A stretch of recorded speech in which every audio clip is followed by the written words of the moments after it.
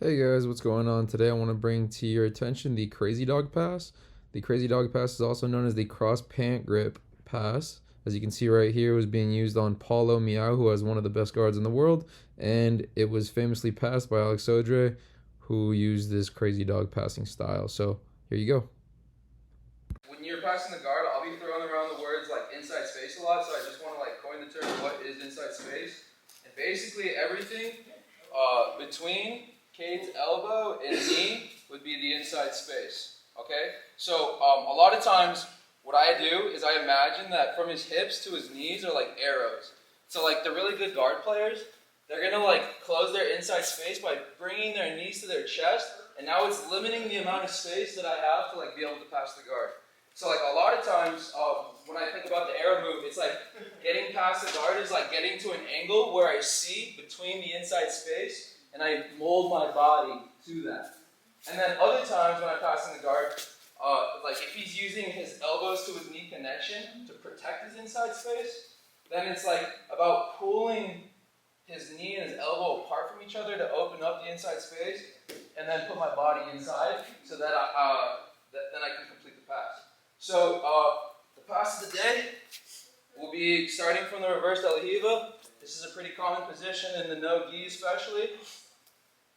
From here, what I want to do is I want to have a good frame on his hips. Sometimes he might have a good knee shield, so that might not be possible, in which case I would put my hand into his armpit and make sure I'm framing against his shoulder to the ground. But what I want to do is get this left hand right here in front of his knee, and I want to do a knee cut but over his shin. So I'm going to raise my hips up a little bit and then start sliding my knee through his shin. And then once I'm here, guys, he's kind of supporting my weight with his shin, and then I'm supporting my weight with my hand in his armpit right here. I'm going to change this, and I'm going to look to put my hand either, there's a couple different options you can use. You can do 4 fingers in front of the thigh. You can do palm up grip over the shin below the knee. Or you can do the staple, make a knuckle, I'm going to punch, and then just punch the ground. And then what I'm going to look to do is run towards his head and keep my elbow close to my body, and then push his head across so that I can open up the inside space, and then put my hip down, or put my body in that space that I created to mold to his inside space, until I get a nice side control. So, it's going to look like reverse de la Hiva. He's got a good knee shield, so I won't be able to win this hip battle. I'm going to punch his shoulder right here by putting 4 fingers in his armpit. This hand is going to be holding this knee right here. I'm going to lift my hips and knee cut over the shin. Once I'm here, he's kind of supporting my weight with his knee shield. So I'm going to be able to switch this hand. I can do 4 fingers on top of the thigh. I can do thumb inside the knee. I can do just punching the ground. And then this hand is going to be close to my hip, and I'm going to just run towards Cade's head. And once I meet his head with my hand, I'm not going to stop until I've opened up this inside space right here, put my body inside it, and then finish my pass. Any questions? Anyone want to see it again? 1, 2.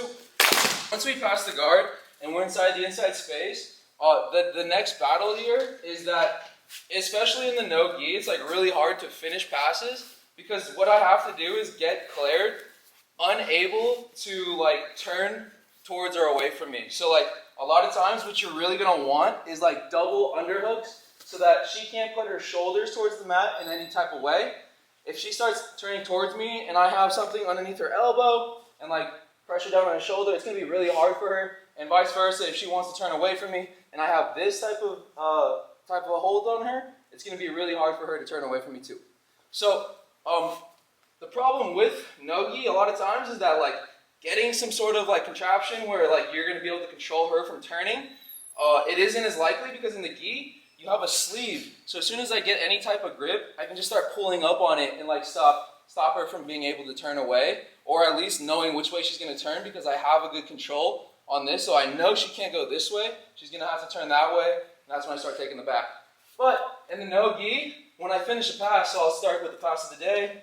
So I'll be here, 4 fingers inside, hand on the knee, Shin cut right here. Whenever I'm ready, I'm like holding this, guys, until I'm ready to do the switch. As soon as I put my hand in front of her leg, I need to like get away and start moving and start opening up the space. Now, once I drop my body inside, she's gonna probably start turtling either way. What I want to do is face towards her hips, connect my ankle in front of my knee, but in between her legs, and then hug her hips to my chest. Now I can just simply fall back, and then I can start getting a twister hook, if you know what that is. I'll get an underhook right here. A lot of times I'll put the hand behind her back and hold it here so that I can feed this hook in too. I'll do it again. I'm going to go reverse de la Riva. She's got a good knee shield. I start posting this shoulder on the ground. Shin slice.